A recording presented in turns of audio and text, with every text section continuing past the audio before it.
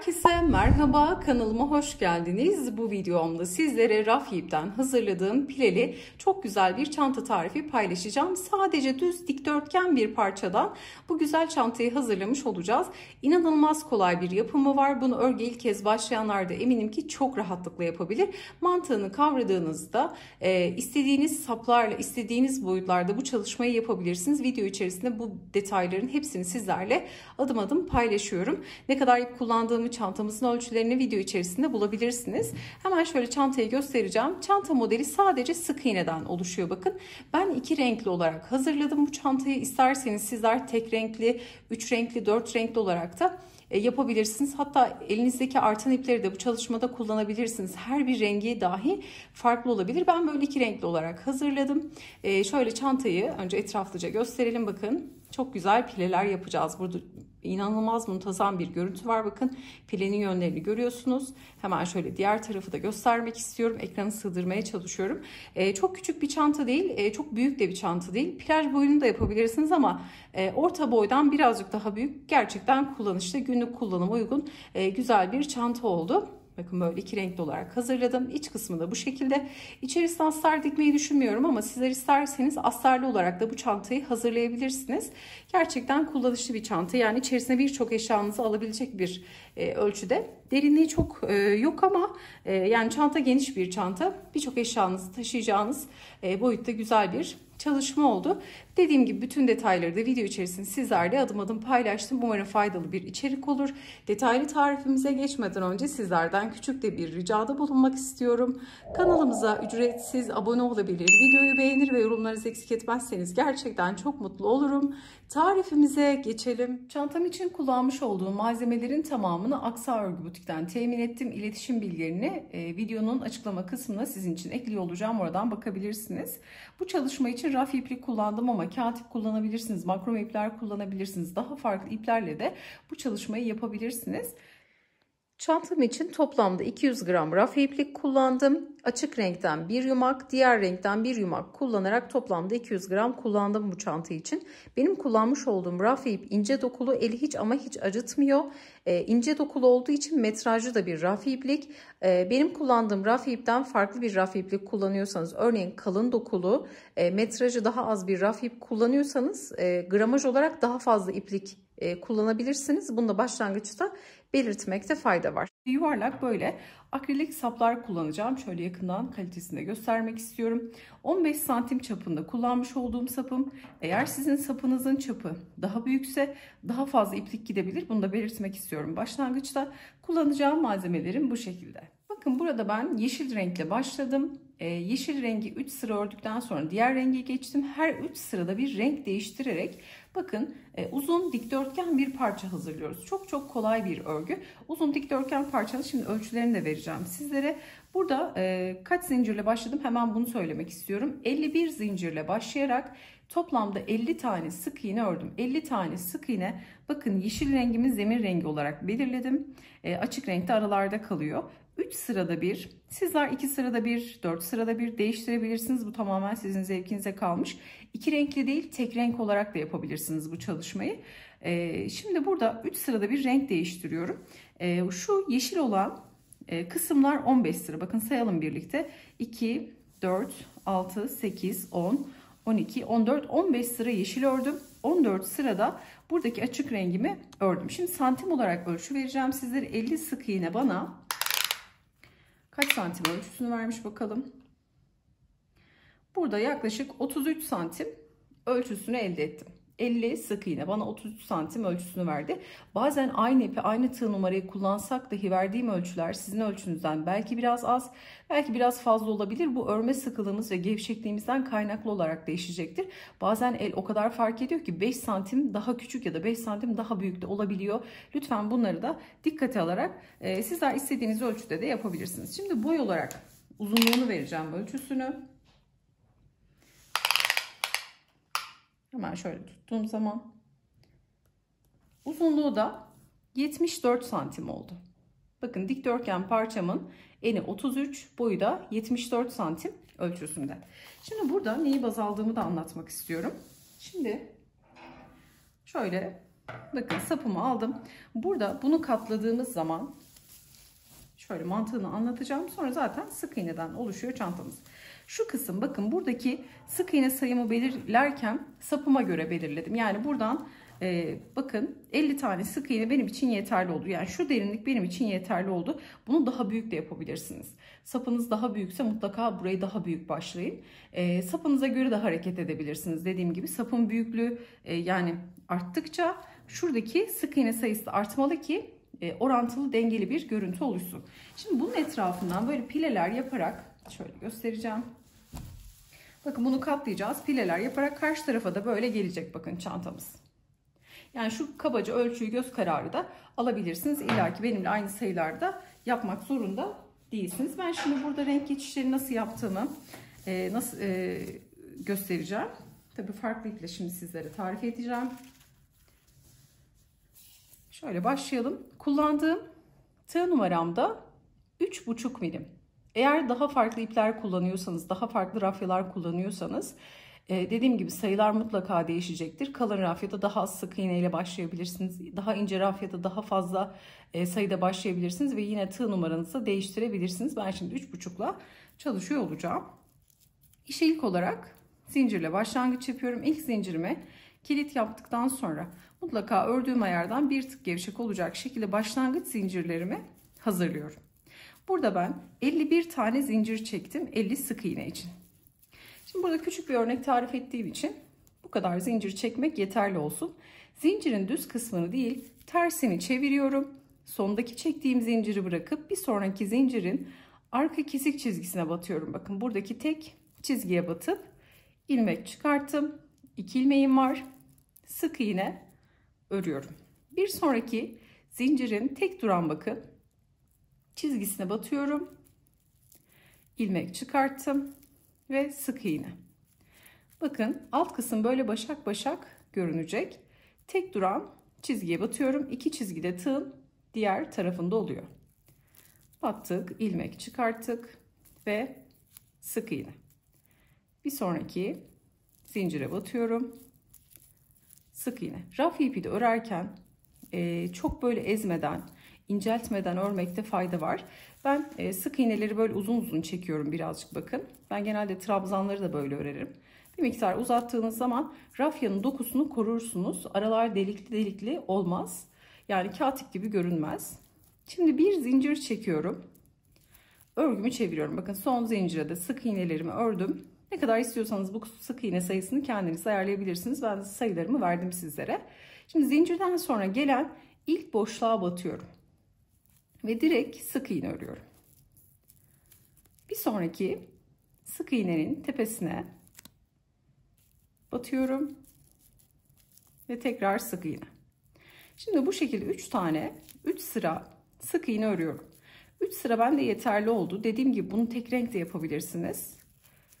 Yani yaklaşık tek renk olursa da zannediyorum 200-250 gram raf ip de yeterli olacaktır ama 3 yuma almanız gerekiyor dediğim gibi. Şimdi son sık iğneye de battık.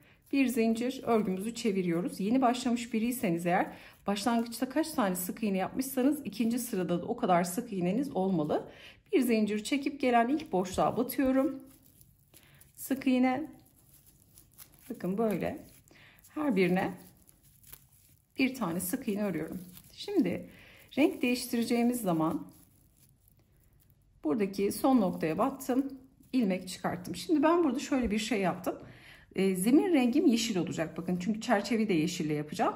Yeşili daha fazla şu kısımlarda renk geçişlerinde daha ön planda tuttum. Şu diğer rengi ise açık rengi ise aralarda daha kısa tutmaya çalıştım.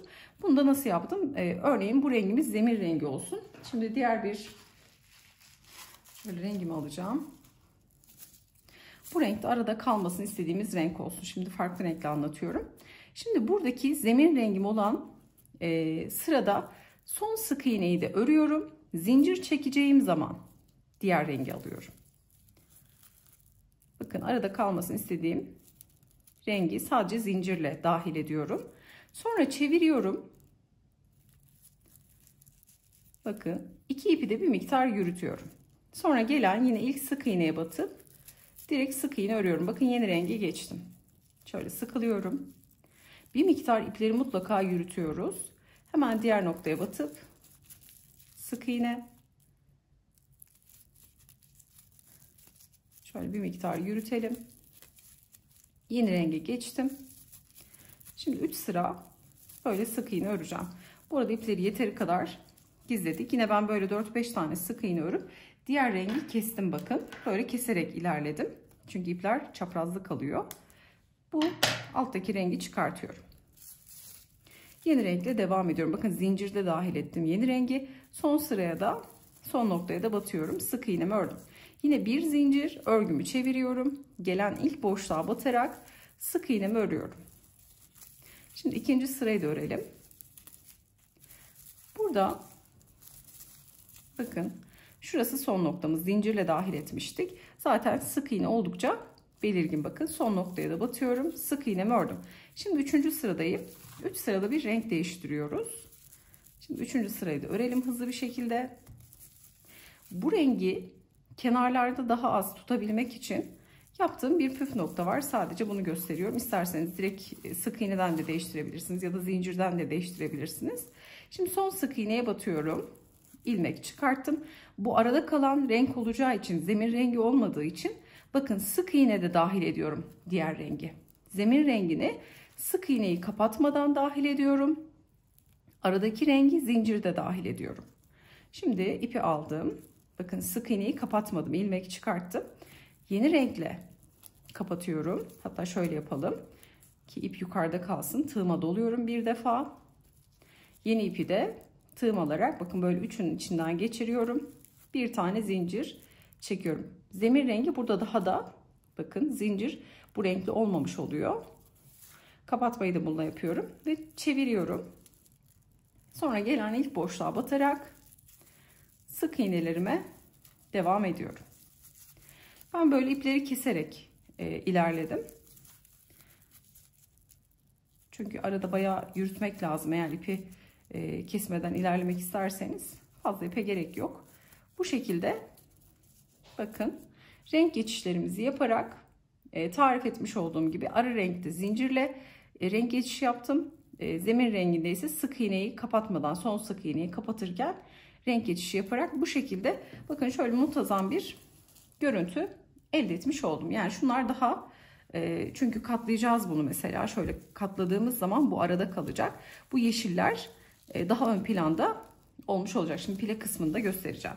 Şimdi böyle tarif etmiş olduğum gibi zemin rengini 15 sıra, ara rengi 14 sıra olacak şekilde ördüm. Başladığım renkle bitiriyorum. Şimdi bu ipleri şöyle kenara alacağım. Şimdi bakın geldim büyük parçaya. Burada ne demiştim? Arada 14 tane açık rengim var. Şimdi bu 14 rengi ayıracağım. 7 sağda, 7 solda kalacak. Çünkü pileleri katlarken bu taraftan gelirken sağdan sola doğru gelirken pileleri bu tarafa doğru katlayacağız.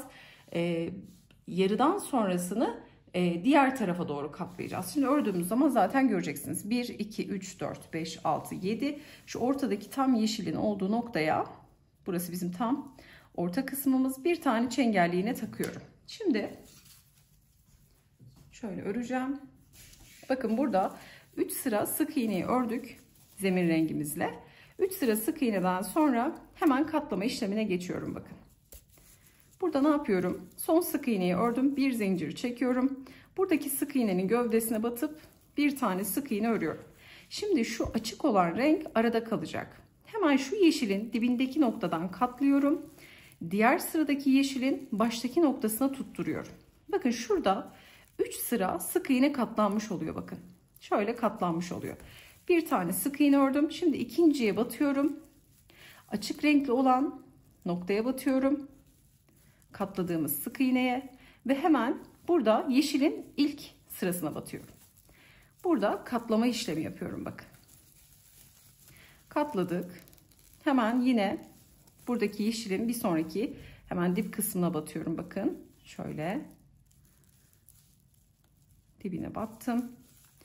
Burada yine ilk sık iğnenin dibine batıp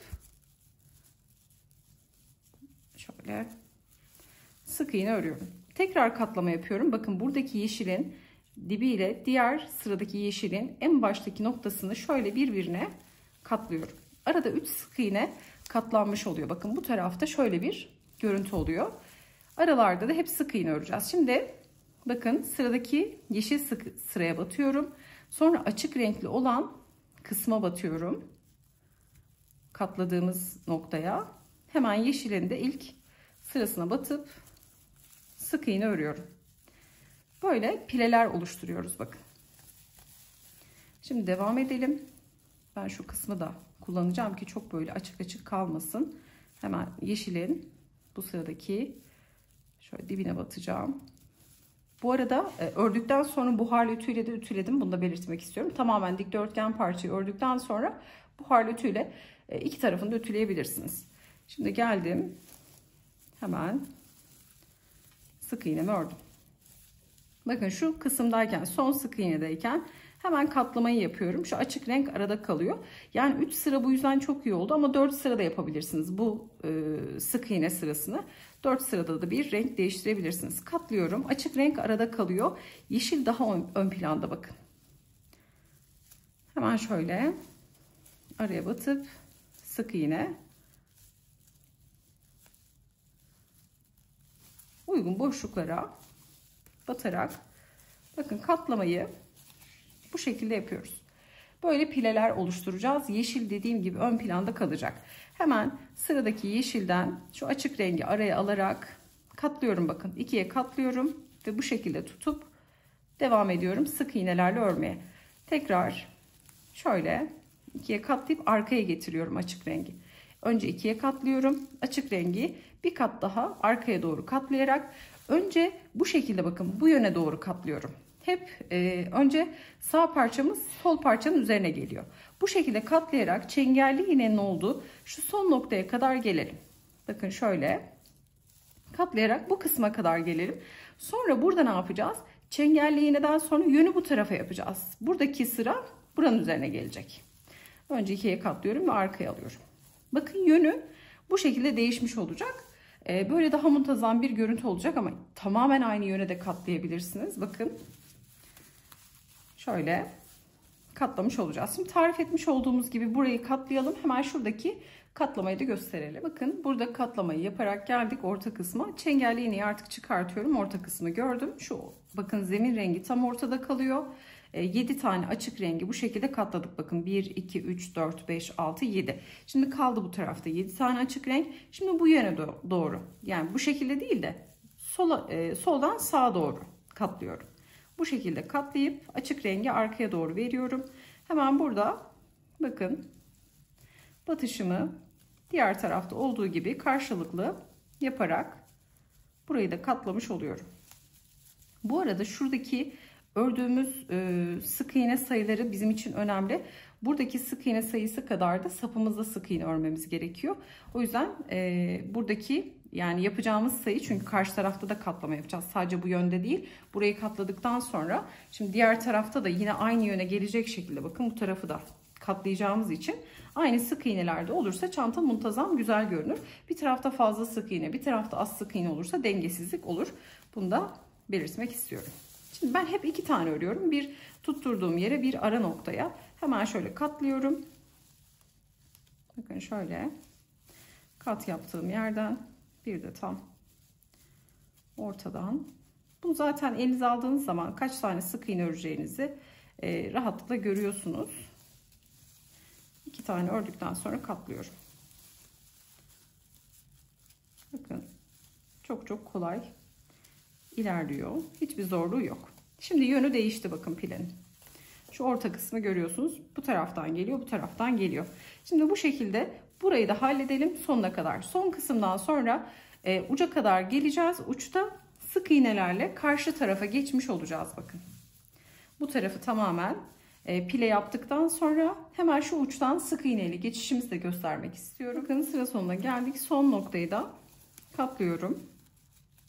Tarif etmiş olduğum gibi aynı yöne. Sık iğnemizi ördüm. Buradaki son noktaya da bakın uca da batıyorum ikisine de ki sağlam olsun. Şöyle. Burada katlamayı yaptıktan sonra hemen son bakın zincirin olduğu nokta. Bu kısımda hemen tutuyorum. Sık iğnemi örüyorum. Şu kısa ipi de gizliyorum. Bu aşamada aynı noktaya tekrar batıyorum. Bakın köşe olduğu için köşeye 2 ya da 3 tane batabilirsiniz. Burası dönüş olduğu için. İkinci sık iğnemi ördüm. Şöyle bakacağım. Bir üçüncü sık iğneyi de istiyor. Dönüşte şöyle 3 tane sık iğne örelim. Köşede 3 tane sık iğne. Şimdi diğer her gelen, bakın burası başladığımız nokta. Başlangıçta bu yüzden zincirlerin direkt içine batmıyoruz. Şöyle baktığımız zaman sanki sık iğne sırası gibi. Bakın burası ilk başladığımız sıra. Her biri başak şeklinde duruyor. Sık iğnenin tepe boşluğu gibi duruyor. Şimdi bu zincirlerin her birine batarak birer tane sık iğne öreceğiz. Ve burayı böyle sık iğne ile geçip karşı diğer parçadaki pilemizi yapmaya geçeceğiz. Şimdi ben her birine bakın ne kadar muntazam, güzel duruyor. Şimdi bu tarafta bakın uzun parçada her birine bir tane sık iğne örüp bu uca kadar gelelim. Bakın burada sık iğnelerimizi ördük ve uç kısma geldik. Şimdi son noktadayım. Bu kısımda son uca da yine 3 tane sık iğne örüyorum. 1, 2, 3. Köşe olduğu için, dönüş olduğu için düzgün görünsün. 3 tane sık iğne yetti. 2 de yapabilirsiniz. Bakın burayı. Şimdi tekrar bakın ilk başladığımız gibi. Şimdi şöyle tuttuğunuz zaman pileler bakın bu tarafa doğru kıvrılmış. Şimdi bunu da aynı şekilde bakın bu tarafa doğru şöyle aşağı doğru yönü. Burada da yani ilk başladığımız gibi hiçbir farkı yok. İlk başlarken hangi yöne katlamışsak buradan sık iğne ile gelip yine aynı yönden başlangıç yapıyoruz. Yani burada yaptığımız işlemlerin birebir aynısını şimdi diğer tarafta yapacağız. Yine bu tarafta da bakın aynı şekilde katlayacağız. Açık renkten 1, 2, 3, 4, 5, 6, 7'yi bu tarafa doğru. Şimdi ortaya tam yeşile bir tane çengelli iğne takıyorum ki bu kısmı göreyim. Buraya mutlaka çengelli iğne takın. Bakın 2, 4, şöyle tekrar sayacağım. 2, 4, 6, 7 tane açık renk sağa ayırdım. Diğer 7 kalan açık renkte sol tarafta. Bakın içe doğru bu şekilde biri bu tarafa biri bu tarafa olacak şekilde katlamalar yapıyoruz. Şimdi bundan sonrasını göstermeye gerek yok. Ama şu başlangıcı yine göstereyim. Bakın ilk başladığım gibi katlıyorum. Hemen batıyorum. Sık iğnemi örüyorum. Şöyle 2'şer tane sık iğneden sonra katlama yapıyorum. Yaptığım tek işlem bu. 2 tane sık iğne. Sonra tekrar katlayıp devam ediyorum. Aynı şekilde yani buradaki tarif ettiğim işlemi şimdi karşı tarafta da yaparak buradaki pile işlemimizi bitirmiş oluyoruz. Bakın diğer taraftaki pileyi de yaptım. Sizlere tarif etmiş olduğum gibi burada saydığım zaman 34 tane sık iğne ayırmış oldum bakın. Burada da yine köşeleri battığım 3 nokta ile beraber 34 tane sık iğne var. Sizler de bu şekilde sayıp eşitleyerek yapabilirsiniz. Şimdi şu kısmı ördüğümüz için bakın burada bir sıra sık iğne ördüğümüz için şimdi eşitlik olacak. Çünkü burası 4 sıra, burası 3 sıra kalmayacak. Şimdi ne yapacağız? Bu kenarda da bir sıra sık iğne gideceğiz. Şimdi köşeye battık. Hemen bir diğer sık iğneye batıp her birine bir tane sık iğne örüyorum. Bu kısmı 1, 2, 3, 4 sıra yapmış oluyoruz. Bakın bu son kısımda da 4 sıra yapacağız. Şu kısımda da ipi birazcık uzun bırakarak keseceğiz. Sonra sapa sık iğneler örmeye geçeceğiz. Hemen bunu tarif edelim. Bakın buradaki uçtaki son sık iğneyi örüyorum. Şu üçlünün olduğu noktaya geldik. Köşe uca geldik. Burada bir tane sık iğne örmüştüm. Hemen buraya kalan 1, 2 tane sık iğneyi örüyorum. 2 sık iğneden sonra ipi bir miktar şöyle uzun bırakarak dikeceğimiz kadar uzun ip bırakıp kesiyorum. Ve şöyle ilmeği de uzatıyorum. Şimdi bu kısımda kalalım. Bu aşamada bakın çok muntazam bir katlama yaptık iç kısmında. Çantayı şöyle tuttuğumuz zaman şöyle göstermek istiyorum. İsterseniz bu aşamada da buharlı ütü verebilirsiniz. Buharlı ütüyle de pileleri elinizde güzelce düzleyerek de formunu verebilirsiniz. Ben sapı taktıktan sonra belki hafif bir buhar vereceğim. Şimdi sap kısmına geldik. Burada ne demiştim? 34 tane sık iğne elde ettim. Şu kısımda şuradaki yaptığımız toplama sık iğnesini saymamız önemli ki sapı da buraya güzelce oturtalım. Şimdi sap için yine zemin rengimi alıyorum. İsterseniz çok açıldı örneğin bu çantayı yaptınız, büyük yaptınız. Şu kısım çok açıldı, aşırı açıldı. O zaman birkaç sıra sık iğne örüp de bu kısmı daraltıp örneğin sapa hiç sık iğne uygulamadan buradaki ördüğünüz sık iğneyi sapa katlayarak da yapabilirsiniz. Yani birkaç yöntem var aslında da bunu yani sizler de değiştirerek de uygulayabilirsiniz. İsterseniz böyle bir hem çantanın birazcık daha boyu uzar. Şu kısımda da birkaç sıra sık iğne örüp örneğin yani içine girecek kadar yani şunu kaplayacak kadar yaklaşık o da bir 6 sıra falan olur diye tahmin ediyorum. Burayı sürekli git gel tamamen çerçeve şeklinde ördünüz. O parçayı katlayıp da sapada yerleştirebilirsiniz. Bu yöntemde kullanılabilir. Şimdi ipimi Şöyle alıyorum. Hemen bir zincirle kilit yaptım. Burada 34 tane sık iğne öreceğim. Sapıma batıyorum. Bakın direkt ilmekle başladığım için zincirli ilmeğimi oluşturdum. Direkt batıyorum. İlmek çıkarttım. Kısa ipi de araya aldım. İlk sık iğnemi ördüm. 1 2 3 bu şekilde toplamda 34 tane, hatta 35 yapalım. 35 tane bir fazla yapacağım. Çünkü şu ilk noktaya belki batmak sorun olabilir. Aynı yere 2 tane de batabiliriz. Burada 35 tane şimdi sık iğnemi örüyorum. Burada bakın sapıma toplamda 35 tane sık iğnemi yerleştirdim. Şöyle dişli bir sap olduğu için bakın şöyle araları açık kaldı. Pürüzsüz bir sap değil, şöyle göstermek istiyorum. Bu yüzden ben şöyle 5, 10, 15, 20, 25, 30, 35 tane böyle iyice yaymak da gerekiyor. Bakın şöyle sapa oturtturduğunuz zaman yani çok böyle hepsi bir arada olmaması gerekiyor ki düzgün muntazam bir görüntü elde edelim. Şu kısımda ben uzun ip bırakmıştım buradan tığla birleştirmek için ama burada kısa ipi kestim. Yani bir zincir çekip ipimi yeteri kadar kesip burada bıraktım. Saptan direkt kaydırma yapmaya geçeceğim. Bu şekilde birleştirmeye karar verdim. İsterseniz etamin iğnesiyle dikiş de yapabilirsiniz. Uzun ip bırakıp başlangıçta etamin iğnesiyle de dikilebilir. Ama ben şimdi kaydırma yapacağım. Şimdi saptayken ipi uzun bırakmaya karar verdim. Ve burada bir tane zincir çekiyorum. Hemen geliyorum saptaki son ördüğüm sık iğneye batıyorum. Buradaki bakın hemen şu başlangıçtaki köşedeki ikinci sık iğneden başlıyorum. İlmek çıkarttım. Bekleyen ilmeğimden kaydırdım. Bir sonraki sık iğneye batıyorum. Önce sapa batıyorum. Sonra çantaya batıyorum. Bakın burada sık iğneler zaten aynı sayıda. Buraya güzelce oturacak şekilde kaydırmalar yapacağım. Şimdi sapa battım önce. Çantama batıyorum. İlmek aldım. Saptan da geçirdim. Çıkarttığım ilmeği bekleyen ilmekten kaydırdım. Şöyle birazcık yaklaştırmak istiyorum. Bakın önce sapa batıyorum. Sonra çantadaki boşluğa batıp buralardan ilmek çıkartıyorum. Çıkarttığım ilmeği bekleyen ilmeğin içinden geçiriyorum. Şöyle bir miktar yapalım. Daha rahat anlaşılsın. Karşılıklı batışlar yaparak kaydırmayla birleştireceğiz. Kaydırma yaparken de çok sıkı sıkı kaydırmamak gerekiyor. Bakın örgünün ayarında kaydırmak gerekiyor ki kötü bir görüntü oluşmasın. Şimdi batıyorum sapa. Çantaya da batıp ilmek çıkartıp kaydırma yapıyorum. Bu aşamada eğer çok hızlı ördüğümü düşünüyorsanız videoyu yavaşlatabilir ya da tam tersi hızlandırarak da seyredebilirsiniz. Bakın tarif etmiş olduğum gibi sıra sonuna kadar geleceğiz. İpi kopartacağız. Sonra diğer tarafta da aynı işlemi yaparak saplarımızı bu şekilde çantamıza monte etmiş olacağız.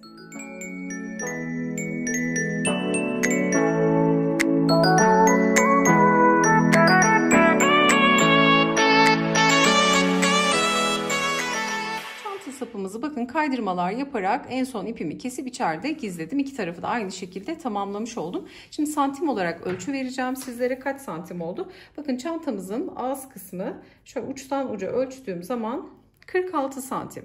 Ölçüsü 46. Hemen şöyle saptan tabana kadar olan kısmı ölçelim.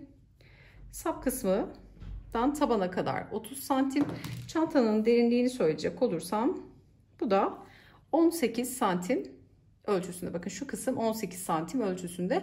Çantayı daha derin yapmak isterseniz burada yapacağınız işlem sık iğne sayınızı daha fazla yapmanız gerekecek. Sık iğne sayısı arttıkça çantanın derinliği de artacaktır. Böyle pileli gerçekten çok güzel bir çalışma oluyor. Bakar mısınız? Takıldığı zaman o kadar güzel duruyor ki çok gösterişli. Bunu böyle iki renkli değil tek renkli olarak da çalışabilirsiniz. Çantanın kısmına ben astar dikmeyi düşünmüyorum. Çünkü bunlar böyle yazlık hasır çantalar olduğu için aslara hiç gerek yok. Direkt bu şekilde kullanabilirsiniz. Hatta kapatmaya falan da hiç gerek yok. Ama isterseniz ki astar dikmek istiyorsunuz, çıt çıt yapabilirsiniz ağız kısmına. Astarı da dikerken 2 kat yaptığınız kumaşın üzerine çantanızı yerleştirin. Örgünün olduğu kısımlardan kumaşınızı dikiş payı bırakarak kesip içeride pile olmayacak çünkü. Çantanın kalıbında kumaşınızı kesip içerisine de astarınızı da monte edebilirsiniz. Astarla da hazırlayabilirsiniz çantanızı. Tarifimizde bu şekilde toplamda 200 gram raf iplik kullanarak çantamızı hazırlamış olduk. Yapacak olanlara kolaylıklar diliyorum. Videomuzu beğenmeyi, yorum bırakmayı, kanalımıza abone olmayı unutmayın. Bir sonraki videoda görüşünceye dek hoşça kalın.